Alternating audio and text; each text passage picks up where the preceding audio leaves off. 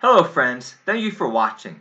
Now, some people they have this theory about Lisanne Froon and Kris Kremer's that on April 1st, before 4:30, that they fell into a ravine and they were in trouble and they couldn't move. They were trapped, and that's when they made their first emergency phone call on 4:30 on April 1st. That's when the first calls logged in.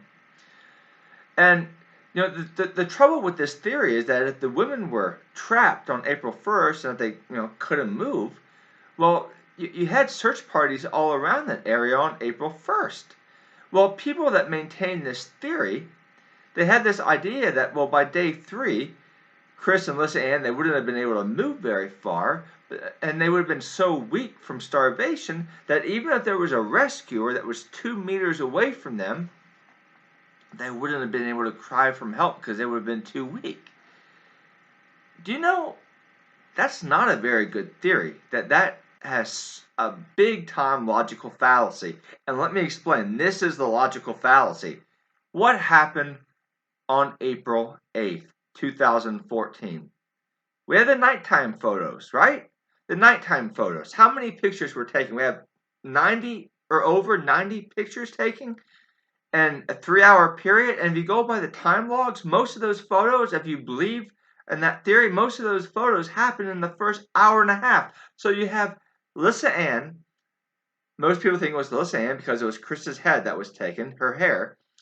Lisanne Froon had enough energy to take 90 photos, most of which were in an hour and a half, and there was a lot of movement in those photos. I mean, there wasn't just one place, just one angle, click, click, click. I mean, she was all around. I mean, she may not have actually walked that far, but there was a lot of movement that was with those photos. So you're saying that someone could move that much on April 8th, but then on April 3rd, if they can sense, if they hear or see a rescuer, that they can't make enough noise for that rescuer? Do you know how crazy that theory sounds? And I'm trying to be nice and I'm not trying to belittle anyone, but to me, that just doesn't make sense. Friends, you have Lisanne Froon's and Kris Kremer's, their parents, come on April 7th. Do you not think that that area was combed pretty well? Do you not think that if Lisanne Froon had the energy she did on April 8th, in the morning of April 8th, to make all those pictures, don't you think that with all those dogs and all those searchers on April 7th, that they would have at least gotten around to her to some level where she would have been able to make noise? See, and I've said this before and I'll say it again, it's one thing to hide, and it's another thing to want to be found.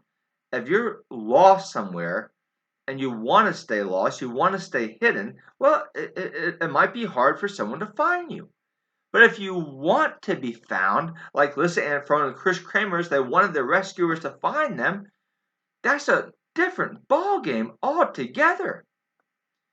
I believe that area, all the suggested areas, yeah, don't you think the locals know where the ravines are? The ravines are? Don't you know where? Don't you think that they would know the likely places if someone would get hurt?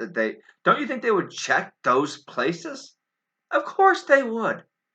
I mean, Lisanne Froon and Kris Kremer's, their parents, they brought a lot of search people and search tools with them. They didn't find anything. So in my mind, the way I'm thinking, the only way for Lisanne Froon and Kris Kremer's, the only way for the accident theory to actually work out is for them to walk past the search area. Because of course, the further you get away, you can't comb every blade of grass. The closer you are to Bouquet, the closer you are to the summit, the more you can search. But the further out you get, the harder it is. But if you think that they got seriously hurt on April 1st, there's not much space they could have ended up going. Their body parts were actually found, 10 to 14 hours away, from where Bouquet was. So, do you see the holes in this theory?